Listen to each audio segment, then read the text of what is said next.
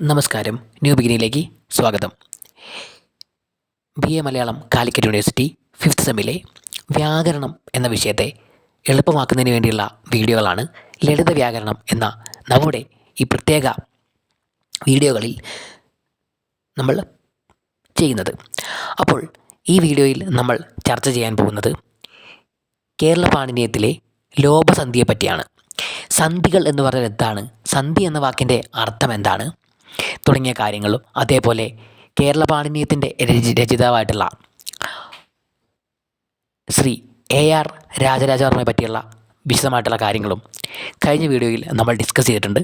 ആ വീഡിയോ നിങ്ങൾ കാണുകയാണെങ്കിൽ നിങ്ങൾക്ക് കുറച്ചുകൂടി ധാരണ ഈ വിഷയത്തെപ്പറ്റി ലഭിക്കും. അതുകൊണ്ട് തന്നെ ആ വീഡിയോ കണ്ടതിന് ശേഷം ഈ വീഡിയോയിലേക്ക് വരിക. ഈ വീഡിയോയിൽ നമ്മൾ ഡിസ്കസ് ചെയ്യുന്നത് സന്ധികളെ പലതായി തിരിച്ചിട്ടുണ്ട്. ലോപസന്ധി, ആഗമസന്ധി, ദ്വിത്വസന്ധി, അങ്ങനെയെല്ലാം സന്ധികളെ തിരിച്ചിരിക്കുന്നു. അപ്പോൾ അതിലെ ആദ്യത്തെ വിഭാഗമായ വ്യാകരണത്തിലെ സന്ധികളിലെ ഒരു വിഭാഗമായിട്ടുള്ള ലോപസന്ധിയെ പറ്റിയാണ് നമ്മൾ ഈ വീഡിയോയിൽ ഡിസ്കസ് ചെയ്യുന്നത്. സന്ധികൾ അക്ഷരങ്ങൾ തമ്മിൽ ചേരുമ്പോഴാണ് പദങ്ങൾ ഉണ്ടാവുന്നത്. അങ്ങനെ അക്ഷരങ്ങൾ തമ്മിൽ ചേർന്ന് വ്യാകരണത്തിൻ്റെ ഭാഷയിൽ പറയുകയാണെങ്കിൽ വർണ്ണങ്ങൾ എന്നാണ് അക്ഷരങ്ങളെ പറയുന്നത്. അങ്ങനെ അക്ഷരങ്ങൾ തമ്മിൽ ചേർന്ന് പദങ്ങൾ ഉണ്ടാവുമ്പോൾ അവയ്ക്ക് പല മാറ്റങ്ങളും വന്ന് ചേരാറുണ്ട്. ഇപ്പോൾ കൂട്ടക്ഷരങ്ങൾ എഴുതുന്നു, അതേപോലെ വാക്കുകൾ പല അക്ഷരങ്ങൾ കൂട്ടിച്ചേർത്ത് എഴുതുന്നു. ഇങ്ങനെ അക്ഷരങ്ങൾ, സ്വരം, വ്യഞ്ജനം ഇവയെല്ലാം കൂടിക്കലർന്ന് വാക്കുകൾ ഉണ്ടാകുമ്പോൾ, പദങ്ങൾ ഉണ്ടാകുമ്പോൾ അതിന് പല മാറ്റങ്ങളുണ്ടാവും. പല വാക്കുകളും നമ്മൾ ഉച്ചരിക്കുന്നത് പല തരത്തിലാണ്. പല വ്യത്യാസങ്ങളും അവയുടെ പ്രയോഗങ്ങൾക്കും ശൈലികൾക്കും അവ വായിക്കുന്നതിലുമുണ്ട്. അപ്പോൾ അതിനുള്ള മാറ്റങ്ങളെ, അങ്ങനെയുള്ള അക്ഷരങ്ങൾ കൂടിച്ചേരുമ്പോൾ വരുന്ന മാറ്റങ്ങളെയാണ് നമ്മൾ സന്ധിപ്രകരണം എന്ന കേരള പാണ്ഡിത്യത്തിൻ്റെ ഭാഗത്ത് ഡിസ്കസ് ചെയ്യുന്നത്. അതിൽപ്പെട്ട ഒരു സന്ധിയായിട്ടുള്ള ലോപസന്ധിയെ പറ്റിയാണ് നമ്മൾ ഈ വീഡിയോയിൽ പറയുന്നത്. ലോപസന്ധി. സ്വരത്തിൻ മുൻപ് ലോപിക്കും, സംവൃതം വ്യർത്ഥമാകയാൽ അതിനെ സ്വരമായിട്ടേ വകവെക്കേണ്ട സന്ധിയിൽ.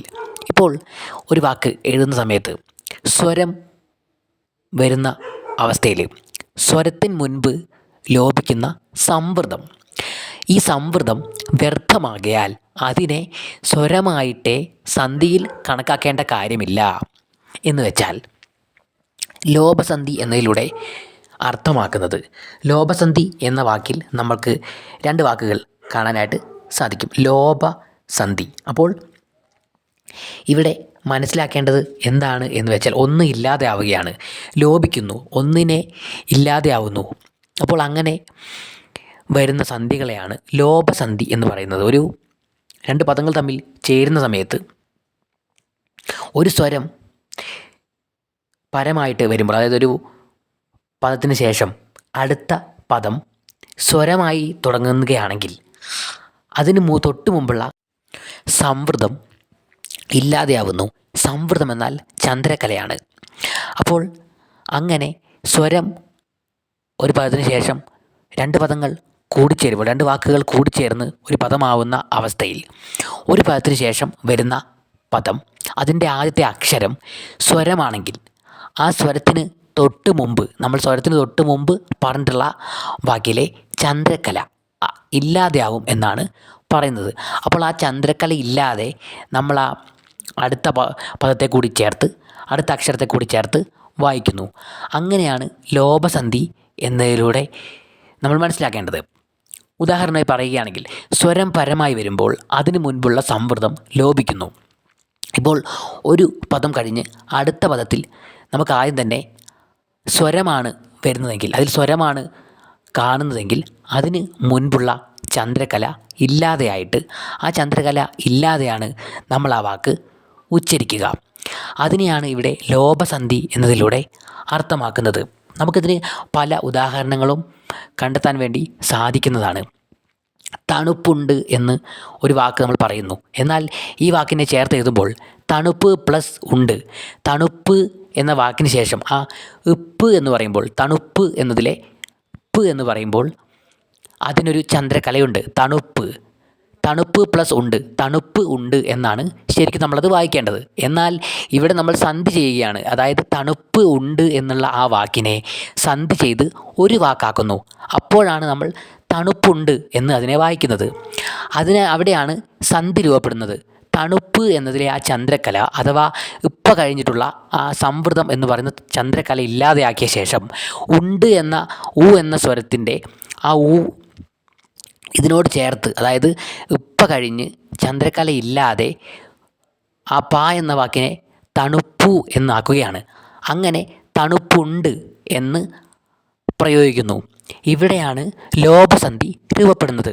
തണുപ്പ് ഉണ്ട് എന്ന് പറയുന്നതിന് പകരം ആ രണ്ട് വാക്കുകളെയും ഒന്നുകൂടി ചേർത്ത് ഒന്നുകൂടി യോജിപ്പിച്ച് നമ്മൾ പറയുമ്പോൾ തണുപ്പുണ്ട് എന്ന് പറഞ്ഞാൽ മതി.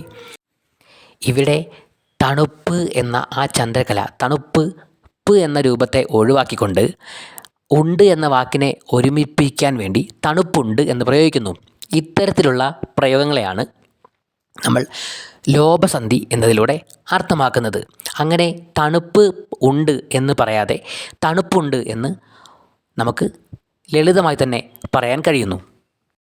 ഇവിടെ തണുപ്പ് എന്നതിലെ ചന്ദ്രകല അഥവാ ഇപ്പ് എന്നതിലെ ആ ചന്ദ്രകല അഥവാ സംവൃതം ഇല്ലാതെയാവുന്നത് കൊണ്ട് ഇത് ലോപസന്ധിയാണ് എന്ന് കാണാൻ കഴിയും. ഇനി ലോപസന്ധി രൂപപ്പെടുന്ന മറ്റൊരു വിഭാഗത്തിലേക്കാണ് നമ്മൾ കടന്നു പോകുന്നത്. അതായത് ചെയ്തു, ചെയ്യുന്നു എന്നൊക്കെ പ്രയോഗിക്കുന്നുണ്ടല്ലോ, അതിലേക്കാണ് നമ്മൾ അടുത്തതായിട്ട് പറയാൻ പോകുന്നത്. ഇവിടെ എങ്ങനെയാണ് ലോപിക്കുന്നത്, ഇവിടെ എങ്ങനെയാണ് ലോപസന്ധി കടന്നു വരുന്നത് എന്നതിനെ പറ്റിയാണ് നമ്മൾ അടുത്തതായിട്ട് നോക്കുന്നത്. ചെയ്തു, ചെയ്യുന്നു എന്നുള്ളൊരാഖ്യാതാന്ത്യ മുഖാരവും ലോപിക്കും സദൃശം പോലെ സംവൃതോ പഞ്ചമാകയാൽ. ഇവിടെ എങ്ങനെയാണ് ലോപസന്ധി രൂപപ്പെടുന്നത് നോക്കാം. ഇവിടെയും ഇതേപോലെ ഇല്ലാതെയാവുന്ന ഒന്നിനെ നമുക്ക് കണ്ടെത്താൻ കഴിയും. അങ്ങനെയാണ് ലോപസന്ധി ഉണ്ടാവുന്നത്. ഒന്നില്ലാതെയായിട്ട് മറ്റൊന്നുമായി ഒരു ചേർച്ച രൂപപ്പെടുന്നു. അങ്ങനെയാണ് ലോപസന്ധി ഉണ്ടാവുന്നത്. അപ്പോൾ മറ്റൊരക്ഷരം കടന്നു വരുമ്പോൾ ഒന്നിനെ, ഒരു വർണ്ണത്തെ ഇല്ലാതാക്കിക്കൊണ്ട് കൂടിച്ചേരലുകൾ നടത്തുകയാണ് ഉണ്ടാവുന്നത്. അപ്പോൾ ഇവിടെ എങ്ങനെയാണത് വരുന്നതെന്ന് നോക്കാം. ചെയ്തു, ചെയ്യുന്നു മുതലായിട്ടുള്ള കൃതികളുടെ അവസാനത്തിലുള്ള ഉകാരം ചെയ്തു, ചെയ്യുന്നു എന്നൊക്കെ പറയുമ്പോൾ അവിടെ അവസാനം എന്താണ്? ആണ് വരുന്നത്. ഉകാരം എന്നാൽ എന്ന അക്ഷരമാണ്. അപ്പോൾ ഈ എന്ന അക്ഷരം അതിന് എന്താണ് ഇവിടെ സംഭവിക്കുന്നത്? ചെയ്തു, ചെയ്യുന്നു എന്നൊക്കെ പറയുമ്പോൾ അവസാനം ഒരു വരുന്നുണ്ട്. അപ്പോൾ ഇതിന് ശേഷം ചെയ്തു, ചെയ്യുന്നു എന്നെല്ലാം പറഞ്ഞതിന് ശേഷം വരുന്ന അടുത്ത വാക്കിലെ ആദ്യത്തെ അക്ഷരം സ്വരമാണെങ്കിൽ, സ്വരമായിട്ടുള്ള അക്ഷരം കൊണ്ടാണ് അടുത്ത വാക്ക് തുടങ്ങുന്നതെന്ന് വിചാരിക്കുക. അപ്പോൾ ഈ കണ്ടു, ചെയ്തു എന്നൊക്കെ പറയുമ്പോഴുള്ള ആ എന്ന് പറയുന്ന, ചെയ്തു എന്നതിലെ ആ എന്ന് പറയുന്ന അക്ഷരം ലോപിക്കും അഥവാ ഇല്ലാതെയാവും. ഉദാഹരണമായിട്ട് നമുക്ക് പലതും കണ്ടെത്താൻ കഴിയുന്നതാണ്. ഇവിടെ കണ്ടു പ്ലസ് ഇല്ല, കണ്ടില്ല. കണ്ടു പ്ലസ് ഇല്ല, അതായത് കണ്ടു ഇല്ല എന്നാണ് ആ വാക്ക്. അതിനെ നമ്മൾ ലോപിച്ച് കണ്ടില്ല എന്ന് പറയുന്നു. അപ്പോൾ അങ്ങനെ പറയുന്ന സമയത്ത് സ്വരം, അതായത് കണ്ടു എന്നതിന് ശേഷം ഇല്ല, ഈ എന്നത് സ്വരമായതുകൊണ്ട്, ഈ സ്വരമായതിനാൽ തന്നെ കണ്ടു എന്ന് പറയുമ്പോഴുള്ള കാരം അഥവാ ഇല്ലാതെയായിട്ട് ഇല്ല എന്ന സ്വരത്തിൻ്റെ കൂടെ ചേരുകയാണ്. അപ്പോൾ മാറുമ്പോൾ എങ്ങനെ വരും? കണ്ടില്ല എന്ന് വരും. അപ്പോഴിവിടെ ആ ഉകാരം ലോപിക്കുകയും അഥവാ ഇല്ലാതെയാവുകയും ശേഷം കണ്ടു ഇല്ല എന്ന് പ്രയോഗിക്കുന്നത് കണ്ടില്ല എന്ന് ലളിതമായി നമ്മൾ പ്രയോഗിക്കുകയും ചെയ്യുന്നു. ഇവിടെയാണ് മറ്റൊരു ലോപസന്ധിയുടെ മറ്റൊരു പ്രത്യേകത ഇവിടെയാണ് നമുക്ക് കണ്ടെത്താനായിട്ട് സാധിക്കുന്നത്. അതേപോലെ അല്ല ഇല്ലക്കന്ത്യലോപമായി പോയിക്കുമൊത്ത പോൽ. ഇനി അടുത്ത ഒരു തരത്തെയാണ് പറയുന്നത്. ഇനി ലോപസന്ധി എവിടെയാണ് വരുന്നത് എന്നാണ് നമ്മളിനി പറയാൻ പോകുന്നത്. അല്ല, ഇല്ല, പോയി. അല്ല, ഇല്ല, പോയി. അല്ല ഇല്ലക്കന്ത്യലോപമായി പോയിക്കുമൊത്ത പോൽ. ഇവിടെ 3 തരങ്ങളെയാണ്, അല്ലെങ്കിൽ 3 വാക്കുകളെയാണ് കാണാൻ കഴിയുന്നത്. അല്ല, ഇല്ല, അതേപോലെ പോയി. ഇതിൻ്റെയൊക്കെ അവസാനത്തിൽ എന്താണ് ഉണ്ടാവുന്നത്? ഇപ്പോൾ അല്ല, ഇല്ല, ഇതിനൊക്കെ ശേഷം, അല്ല എന്ന വാക്കിന് ശേഷം അല്ലെങ്കിൽ ഇല്ല എന്ന് പറഞ്ഞ ശേഷം അഥവാ പോയി എന്ന് പറഞ്ഞ ശേഷമൊക്കെ ഒരു സ്വരം അതിൻ്റെ അപ്പുറത്ത് വരികയാണെങ്കിൽ, പോയി എന്ന് പറഞ്ഞ ശേഷം നമ്മൾ പറയുന്ന വാക്കിൽ ആദ്യത്തെ അക്ഷരം സ്വരമാണെങ്കിൽ ഇവിടെ ഇതേപോലെ തന്നെ സംഭവിക്കും എന്നാണ് പറയുന്നത്. ഇപ്പോൾ അല്ല, ഇല്ല, പോയി ഇങ്ങനെയൊക്കെ പറയുന്നിടത്ത് അതിൻ്റെ അപ്പുറത്തെ വാക്കിൽ ആദ്യത്തെ അക്ഷരം സ്വരമായി വരികയാണെങ്കിൽ എന്താണ് സംഭവിക്കുക? ഇവിടെ ലോപസന്ധി ഇവിടെയും കടന്നു വരുന്നതായിട്ട് നമുക്ക് കണ്ടെത്താനായിട്ട് സാധിക്കും. അതായത് അല്ല, ഇല്ല ഈ ശബ്ദങ്ങളുടെ അന്ത്യമായ അകാരവും അതേപോലെ ആയി, പോയി ഇവയുടെ അവസാനത്തിലുള്ള ഇകാരവും സ്വരം പരമാകുമ്പോൾ ലോപിക്കും. അല്ല, ഇല്ല എന്നൊക്കെ പറയുമ്പോൾ അവസാനം എന്താണ്? ആയാണുള്ളത്. അല്ല, ഇല്ല. ആയി, പോയി എന്നൊക്കെ പറയുമ്പോൾ അവസാനം വരുന്നത് എന്താണ്? ഈ ആണ്. ആയി, പോയി എന്നൊക്കെ പറയുമ്പോൾ അവസാനം ഈ ആണ്. അപ്പോൾ ഇങ്ങനെയുള്ള അല്ല, ഇല്ല എന്നിവയുടെ അവസാനമായിട്ടുള്ള ആയും ആയി, പോയി എന്നിവയുടെ അവസാനം നമുക്ക് കാണാൻ കഴിയുന്ന ഈയും ഇതിൻ്റെയൊക്കെ അപ്പുറത്ത് ഒരു സ്വരം വരുമ്പോൾ, ഇതിൻ്റെ അപ്പുറത്തെ വാക്കിൽ ഒരു സ്വരം വരുമ്പോൾ ലോപിക്കും അഥവാ ഇല്ലാതെയാവും എന്നാണ് പറയുന്നത്. അപ്പോൾ നമുക്ക് ഇതിനെ ഒന്ന് മനസ്സിലാക്കാൻ വേണ്ടി എങ്ങനെയാണ് പറയാമെന്ന് വെച്ചിട്ടുണ്ടെങ്കിൽ, അല്ല, ഇല്ല എന്നൊക്കെ പറയുന്നതിൻ്റെ കൂടെ ഇപ്പോൾ ഉദാഹരണമായിട്ട് നോക്കുകയാണെങ്കിൽ അല്ല പ്ലസ് എന്ന്, അല്ലെന്ന്, അല്ലയും അതിൻ്റെ കൂടെ തന്നെ എന്നും കൂടി ചേരുമ്പോൾ നമ്മൾ എന്താണ്? അല്ലെന്ന് എന്ന് പറയുന്നു. പക്ഷേ അല്ല എന്ന് ആദ്യത്തെ വാക്കിൽ അല്ല എന്ന് എന്നാണ് ശരിക്കും ഇത് വായിക്കേണ്ടത്. പക്ഷേ അല്ല എന്ന് പറയുമ്പോൾ ഉണ്ടാവുന്ന അകാരത്തെ അല്ലെങ്കിൽ ആ എന്ന ശബ്ദത്തെ ഇല്ലാതെയാക്കുകയാണ് രണ്ടാമത് വരുന്ന എ എന്ന് പറയുന്ന സ്വരം. ഇവിടെയാണ് ലോപസന്ധി കടന്നു വരുന്നത്. അല്ല എന്നതിലെ ആയെ ഇല്ലാതാക്കിക്കൊണ്ട് എ കടന്നു വരുന്നു. അങ്ങനെയാണ് അല്ല എന്ന് വായിക്കാതെ നമ്മൾ അല്ലെന്ന് എന്ന് വായിക്കുന്നു. ഇവിടെയും ഇതേപോലെ ലോപസന്ധി കടന്നു ഒന്ന് ഇല്ലാതായിട്ട്, ഇപ്പോൾ ഒരു വർണ്ണം ഇല്ലാതെയായിട്ട് ഒരു ലോപസന്ധി കടന്നു വരികയാണ് എന്ന് നമുക്കിവിടെ കണ്ടെത്താനായിട്ട് സാധിക്കും. അപ്പോൾ അല്ല എന്ന് പറയുന്നതിന് പകരം അല്ലെന്ന് ഇവിടെ ലോപിച്ച് അത് കൂടിച്ചേർന്ന് അല്ലെന്ന് എന്ന് പ്രയോഗിക്കുന്നു. ഇതേപോലെ തന്നെയാണ് പോയി പ്ലസ് എന്നത് പോയെന്ന് എന്നാവുന്നത്. ഇവിടെ എന്താണ് വായിക്കേണ്ടത്?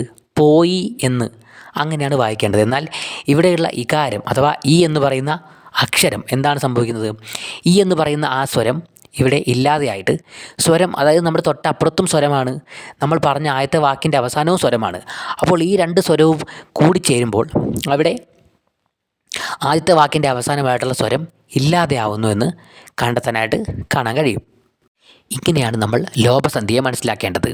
അപ്പോൾ നമുക്ക് ഒന്ന് ചുരുക്കി പറയുകയാണെങ്കിൽ, സ്വരം രണ്ടാമതായി വരുമ്പോൾ ആദ്യത്തെ വാക്കിൻ്റെ അവസാനമുള്ള ചന്ദ്രക്കല ഇല്ലാതെയാവുന്നു എന്ന് നമ്മൾ ആദ്യം കണ്ടു. അങ്ങനെ വരുമ്പോഴാണ് തണുപ്പ് പ്ലസ് ഉണ്ട് എന്നത് ആ ചന്ദ്രക്കല ഇല്ലാതായിട്ട് തണുപ്പുണ്ട് എന്ന് പറയുന്നത്. അതേപോലെ തന്നെ ചെയ്തു, ചെയ്യുന്നു എന്നൊക്കെ കഴിഞ്ഞ് ഒരു സ്വരം അതിൻ്റെ അടുത്ത അക്ഷരമായി വരുന്ന സമയത്ത് ഇവിടെ ചെയ്യുന്നു എന്നതിലെ ഉകാരം അഥവാ ഊ എന്ന ശബ്ദം ഇല്ലാതെയാവുകയാണ് ചെയ്യുന്നത്. അങ്ങനെയാണ് നമ്മൾ കണ്ടു പ്ലസ് ഇല്ല, കണ്ടു ഇല്ല എന്നത് കണ്ടില്ല എന്ന് പറയുന്നത്. അതേപോലെ അല്ല, ഇല്ല, പോയി എന്നതിനെല്ലാം ഇങ്ങനെ തന്നെ കണ്ടെത്താൻ കഴിയും. അല്ല എന്നതിന് ശേഷം സ്വരം വരുമ്പോൾ ഇവിടെ അല്ല എന്നതിലെ അവസാനമുള്ള അകാരം ലോപിക്കുന്നുണ്ട്. അങ്ങനെയാണ് സ്വരത്തോട് കൂട്ടിച്ചേർത്ത് അല്ലെന്ന്, അതേപോലെ പോയി എന്നതിലെ ഈ എന്ന ഇകാരം ലോപിച്ച് പോയെന്ന് ഇങ്ങനെയെല്ലാം നമ്മൾ വായിക്കുന്നത്. ഇതൊക്കെയാണ് ലോപസന്ധിയെപ്പറ്റി പറയാനുള്ളത്. ഇങ്ങനെ സന്ധി ചെയ്ത് പദങ്ങളെ രൂപപ്പെടുത്തി അത് കുറച്ചുകൂടി എളുപ്പത്തിലും കുറച്ചുകൂടി നല്ല രീതിയിലും ഉച്ചരിക്കുന്നതിന് നമ്മളെ സഹായിക്കുന്നു. ലോപസന്ധിയെപ്പറ്റി നിങ്ങൾക്ക് കൂടുതൽ സംശയങ്ങളുണ്ടെങ്കിൽ ഈ വീഡിയോയുടെ താഴെ കമൻറ്റ് ചെയ്യുക. ഇനി നിങ്ങൾക്ക് എന്തെങ്കിലും വിശദമായിട്ട് ഈ വീഡിയോ കൂടുതൽ വ്യക്തമായി ചെയ്യണം എന്ന് നിങ്ങൾക്ക് തോന്നുന്നുണ്ടെങ്കിൽ ഇതിൻ്റെ താഴെ കമൻറ്റ് ചെയ്യുക. അപ്പോൾ അടുത്ത സന്ധിയുമായിട്ട് നമുക്ക് അടുത്ത വീഡിയോയിൽ കാണാം. Thank you.